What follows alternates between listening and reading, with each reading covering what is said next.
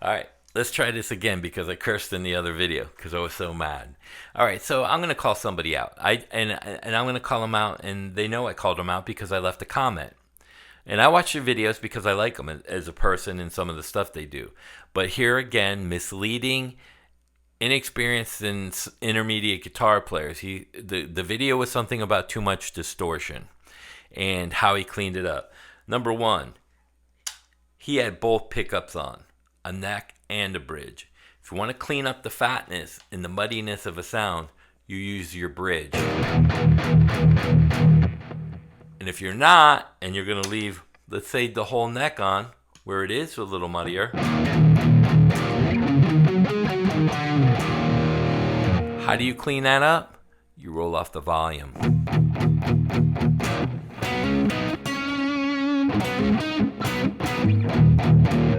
Misleading.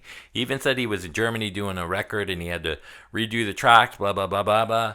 Well, I know in Pro Tools, I can go in and I can go into a guitar and I can EQ it with a parametric EQ or something and roll the bass up from 20 to 80. And this goes for all these effects processors like the AX8. I'm on a Cameron head and that bass is rolled up to 92. And the highs are brought down to from 20K down to right around 18, just to take the really high fizzy stuff off.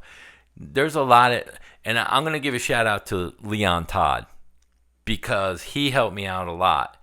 He's got a great channel from Australia. He goes in depth with the fractal stuff. Amazing guitar player and a lot of great knowledge. And he tells you the truth, which is very rare. You know, and these guys are misleading everybody. So that was the first video. And Rhett, I'm calling you out because it is total BS what you said. Complete, utter BS. And I don't know if you've ran out of stuff to give real information to real guitar players on how to play, or you just ran out. So you're just making stuff up now. That's what it seems like to me. You do a little thing and you come up with this idea, but you don't really think about what you're doing with the volumes and the producers who can roll it off with Pro Tools and stuff like that. There's no way you had to redo a guitar track. I'm going to tell you right now. You come to my studio, I'll teach you how to record. There's no way. Absolute, utter BS. I'm going to call you out on that. And then, I don't know who the other guy was, but it was, he said, stop noodling. Stop noodling to sound more musical or something like that. Why would you stop noodling? Especially at a pentatonic scales. And I told him, you were taught wrong, unfortunately. These notes and these pentatonic scales are where you build your chords off of. Those notes. It's a vocal scale. You learned, it's like it's writing words. You have to learn the alphabet and which order the letters go in so that the word is spelled correctly. And if you say one word, of course it's boring until you put it into a sentence, into a story, and that's your personal preference, which is called phrasing. Phrasing. Now, like if I'm playing a blues lick, you know, I'm not going to do it like everybody. Why would I do that? I sound like everybody in the world. I might go.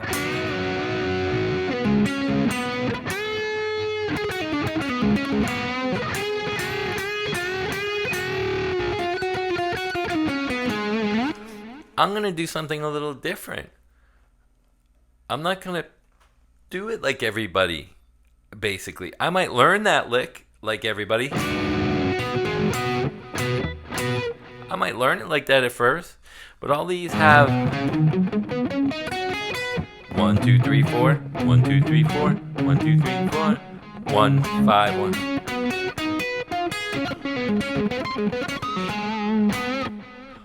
Even dropping the pentatonic down scale, one fret.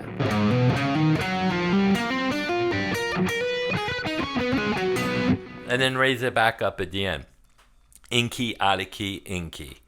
There's all kinds of numeric values out of the pentatonic scale in noodling.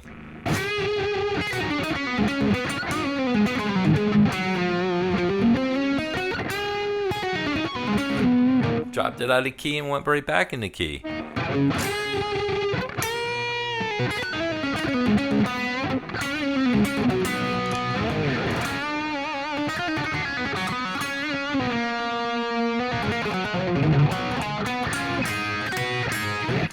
Out of key in key.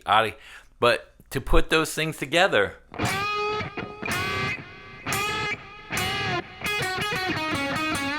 so instead of doing that, I'm going to go.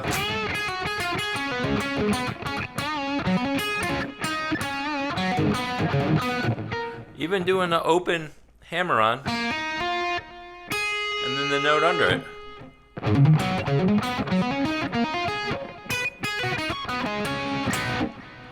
There's numeric values. There's all kinds of things you can do in the pentatonic scale and tie them together to make it musical. This noodling isn't what the problem is. It's your phrasing. But to get your phrasing good, you have to noodle.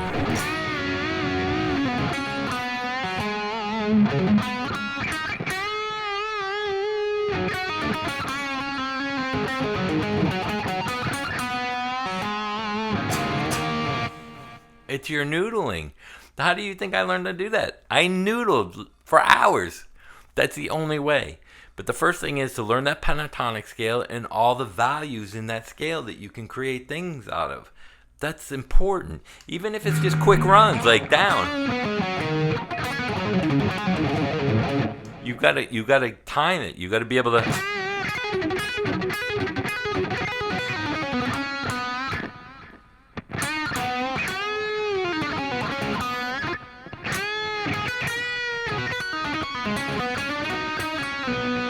You got to be, it's values. Has nothing to do with not noodling to get. These guys are just making videos up because they've ran out of stuff to tell you. So that now it's becoming misleading. You know, it's like when I took lessons. You know, you take lessons from somebody, they teach you wrong stuff, and then they go back the next week and they get another lesson. And, oh no, that's wrong. They set you back to go 2 steps forward so they can keep with the lessons. It's the same thing with the videos. You know, they keep telling you something, and then something's not right and stuff, and then you know, nothing in that video was correct with Rhett. Zero, absolutely. The whole video and what he said and why it was muddy, there was nothing legit. It was all. I'm not gonna say it was all made up, but that's not what would happen if you recorded. And that's not what a guitar player would play like through there, and that's not what a sound man would do. That's why you have guitar players and you have sound guys and you have recording engineers. Those are the guys that know what to do to make you sound good, even if you don't. Now, like I know Michael Wagner, world famous producer. Now you go into his studio, he won't let you play anything except for a Kemper amp. You go through Kemper because he likes the way it sounds. It was like back in the day when all these hair bands were coming out and they were all playing through Marshall. Why did the Marshalls all sound the same? Because they had one producer or two. Yeah, Bob Rock, Michael Wagner, and I forget the other guy. I mean, they were just X amount of producers that these labels were hiring, and they all liked the same sound. That's why everybody sounded the same. You know, their playing was different, their phrasing was different, and that's what you got to do. If you want to sound different and you're going to these same producers, you got to come up with your different licks, and that's noodling and phrasing and learning the pentatonic scale. And again, these guys never wrote a hit song. Never. The dance band I was in, 8 out of 10 songs, I believe, made it in the top 10. 8 out of 10. Two or three were number one in the world. Simple pentatonic stuff. The stuff that I was playing was simple.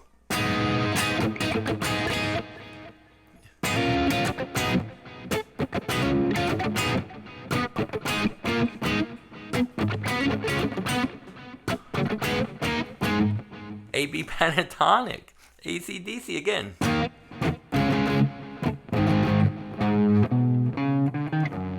Why wouldn't you learn that? Those songs have lasted the test of time, and they're greater than anything most of these guitar players have ever done.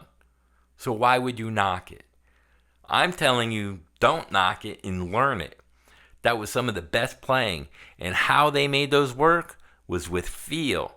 They put their feel in there and they noodle to come up with certain chord progressions and riffs. And that's the key. And that's kind of my rant today. And you could see I changed the sound and everything is fine, and you can play. And it's just another lesson on some of the production stuff, with these pedal boards and amps, and if you're going to record, as far as the playing styles. I'm playing through a blues thing. And now can I play the shred stuff? Oh yeah. I can still. Doesn't matter what tone. I sound the same on anything. I told you that in other videos, Yeah, I can still shred on a blues sound. And it still sounds like me. Because it's in here. Whatever producers do and stuff, you're still going to play the same. It doesn't change the way that you play and the way you go about it. Because that's in here. And the tone is in here. So, even compression. Yeah, I'll show you one more thing before I go. Harmonics. You're pinching the string with your between the pick and the thumb. So it's like it's a harmonic. I play chords like that. So here's a regular strum chord. Right? Watch this. Now watch me compress it.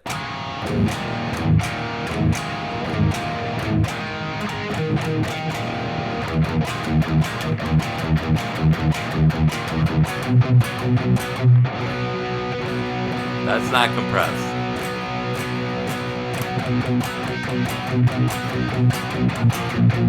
That's compressed. I don't even need a compressor. I can do it with my hands and the way I pick. Technique. It's in there. You learn the technique and you apply it to whatever you want to. It's the same with palm muting. Like, can you palm mute? Yeah, I can slide it all over. Creates harmonics. It's whatever you want to do, but you learn the technique and you apply it to how you hear it in your head. And I feel sorry for a lot of you guys because these guys are coming out and saying stuff that they do that aren't true. Absolutely not true. Zero. And if anybody ever said that to me, I'd take the amp and I'd compress it with my finger. Yeah, and if I heard it, I know it's muddy. Like, I know this ain't muddy. It's more bassy, but if someone said, hey, that's a little too muddy, I'd just roll the volume off to here. I just cleaned it up. See? Still a neck pickup. Not altering what I'm doing up here. So beware of the misleading information. Again, like and subscribe. I want to change the way people think, and maybe I start calling people out on YouTube by name. I don't know. Maybe I go through videos and I tell you what the video is, and then I show you the truth. The truth about these videos. I don't know. But, learn your scales, the pentatonics and everything. They're very important. Noodling is very important. Don't let people tell you that. It's the same thing, even hammering. If you have if I'm in the key of G major, which has the A, it's got the A, the B, and the E pentatonic. Now I know the 12th fret are open strings. E, E, B, B. And then I got my pentatonic scale.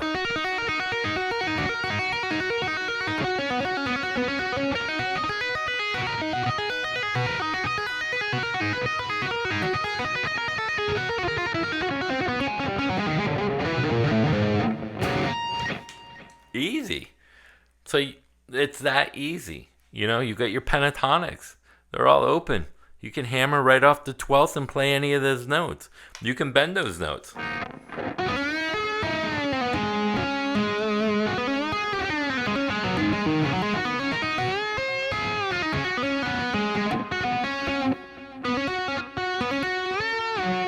Bend it on the 12th.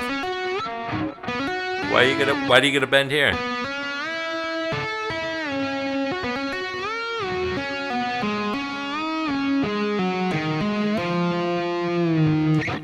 There's all kinds of tricks and techniques in there. And we'll go over more some of those too as well. But again, please like and subscribe. Let's change the world so everyone can play guitar and we could get some more unique guitar players out there and write some cool songs. I'm missing the cool riffs and that cool band sound and the cool vocals and guys that don't sound the same. Even Guns N' Roses, I'm not a huge fan, but I do appreciate the fact he came out with that voice like a Joe Cocker. You know, the "Welcome to the jungle, we got fun." That's cool. Or you like guys going, "Yeah!" Whatever. It's cool. It's all cool. I don't care. I want to hear that stuff with those riffing guitars again. It's lost. You know? Just like and subscribe so we can change the world. I want to change the way you guys are thinking so that you guys can come up and I pass the torch to you guys so that my son has cool music. He's 7. I need some cool music for my son in the future. And that's the goal. All right? Peace out.